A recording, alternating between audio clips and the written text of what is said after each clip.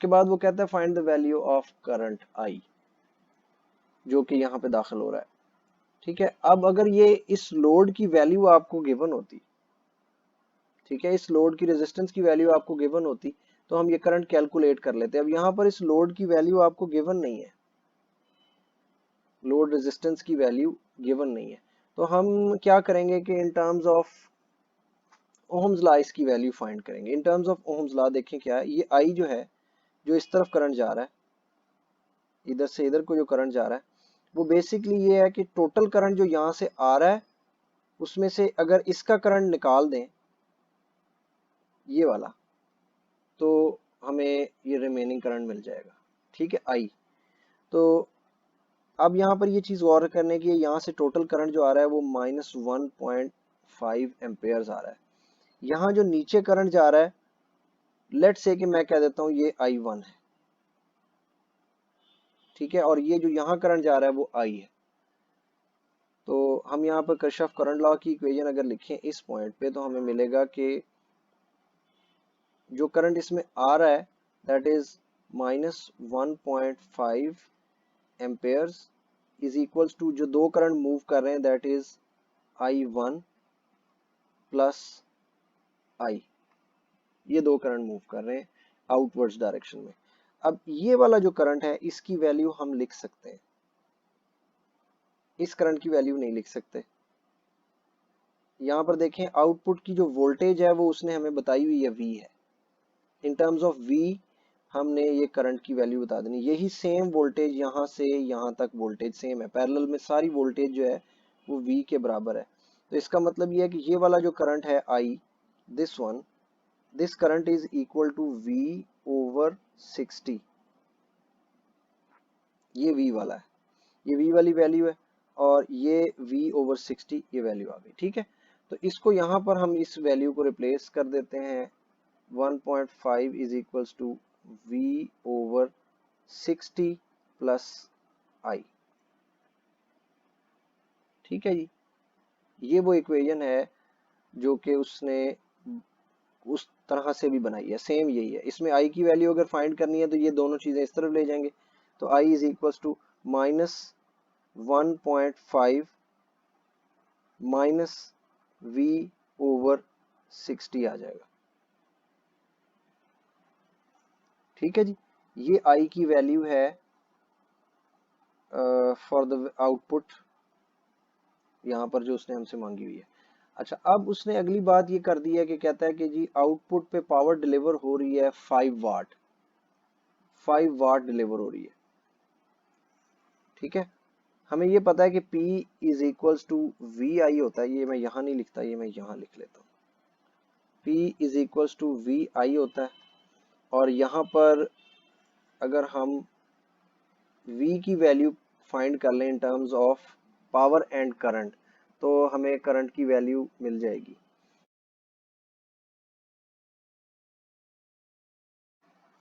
ये देखें, ये होगा I is equals to -1.5 minus 5/I। ये वही I है जो ये वाला है, दिस वन। ठीक है, तो इसके बाद नीचे है जी 60।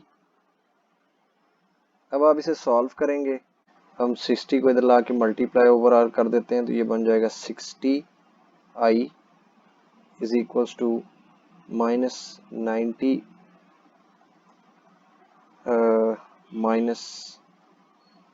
-5/I।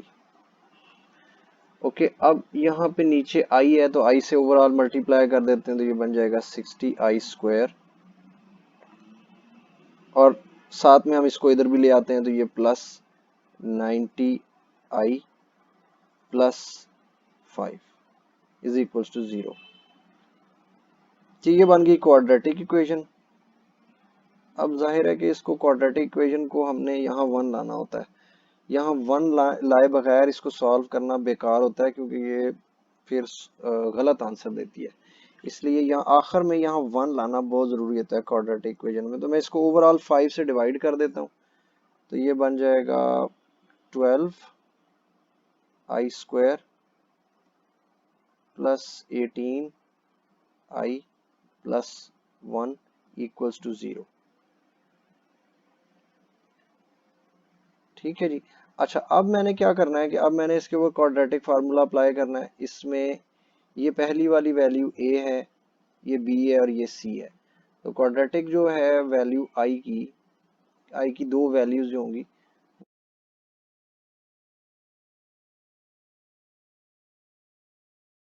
आपको, अब इसकी अगर i की दो वैल्यूज आप सॉल्व करेंगे, यहाँ पर b की वैल्यू प्लेस करें तो ये आ जाएगा एक 18 माइनस 18 प्लस अंडर रूट 18 का स्क्वायर कितना होता है जी,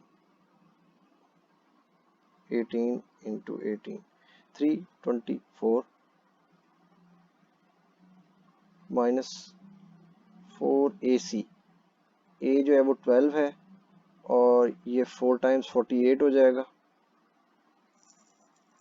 ओवर 2a, 2a इज 24। ये एक वैल्यू है और दूसरी वैल्यू जो है वो minus 18 plus sorry minus under root again वही वाली वैल्यू 324 माइनस 48 का अंडर रूट ओवर 24। तो ये बाकी सारा काम कैलकुलेटर का है। एक जो वैल्यू है वो बहुत कम आएगी, ये मैं आपको एक सॉल्व कर देता हूँ, कोई सी एक इसमें से ये अंडर रूट को सॉल्व करने के बाद जो वैल्यू आएगी this will be equal to minus 48 276 का अंडर रूट, 276 का अंडर रूट आपने करना है अंडर रूट 276, तो ये आ गया 16। ठीक है, तो यहाँ पर देखें माइनस 18 प्लस 16.61 डिवाइडेड बाय 24 और ये वाली वैल्यू कितनी आती है, माइनस 18 कर दिया 1.3, so this thing divided by 24 अभी आ गया 0.057 माइनस में 0.057। ठीक है, ये वैल्यू है करंट की, तो this will be in Ampere's. तो ये जो दूसरी वाली वैल्यू है ये कैसे होगी, अब इसमें यही सब चीजें बट दिस टाइम ये दोनों ऐड होंगी। ठीक है ना, माइनस 18 और ये माइनस 16.61 डिवाइडेड बाय 24 और ये बन जाएगा 18 and second value is 16.61 divided by 24, ये 1.4 माइनस में आ रहा है, second value is minus 1.4 minus 1.442 Ampere's. तो अब यहाँ पर जो बात एविडेंटली ख़त्म हुई है वो ये है कि आई की दो वैल्यूज़ सेम पावर डिलीवर कर रही हैं 5 वाट।